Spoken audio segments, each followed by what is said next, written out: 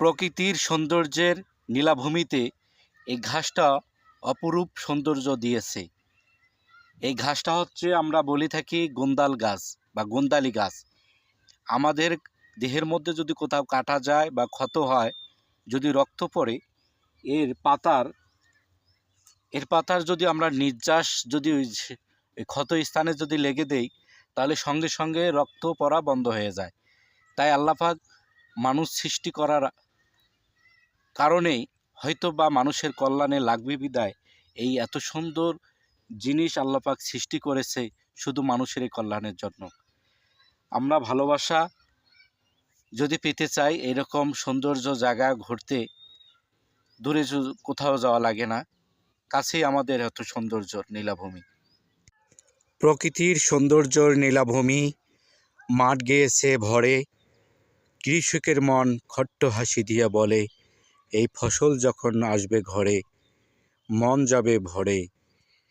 ফসলের মাঠ দিচ্ছে হাসি, যেন আমি অপরূপ চেয়ে রয়েছি।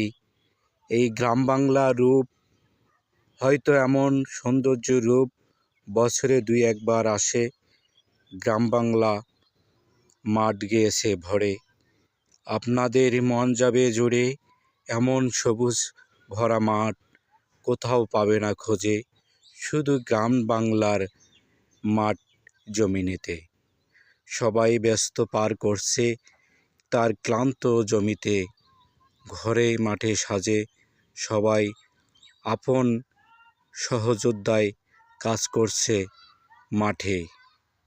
তাই সবুজ গালিচায় ভরে গিয়েছে মাঠ, প্রতিটি জমিনে খট্ট হাসি দিয়ে বলছে, আহা কি সুন্দর রূপ, সবুজের সমাহার, লেগেছে কত বাহার। আমি বিশ্বাস করি মানুষের জীবনে যদি ভালোবাসা থাকে, ইউনিটি যদি থাকে, মহব্বত মিল মহব্বত থাকে, তাহলে পৃথিবীতে যতই বড় বাধা এবং যত বড় কষ্ট দুঃখ আসুক না কেন, পৃথিবীতে সংগ্রাম করে বেঁচে থাকা যায় যদি নিজের মধ্যে বন্ধন সৃষ্টি থাকে। আপনারা দেখতে পাচ্ছেন এখানে কয়েকটি ভুট্টার গাছ, প্রতিটি ভুট্টা গাছে অসাধারণ ভুট্টা হয়েছে এবং চেহারাও অনেক ভালো।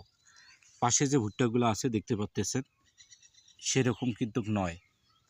তাই বলতে চাচ্ছি, আমাদের মাঝে যদি ভালোবাসা থাকে, বন্ধন মায়া মমতা যদি থাকে, তাহলে এরকম অল্প জায়গার মধ্যে নিজেকে প্রতিষ্ঠিত করা যায়। তারই প্রমাণ এই কয়েকটি ভুট্টার গাছ।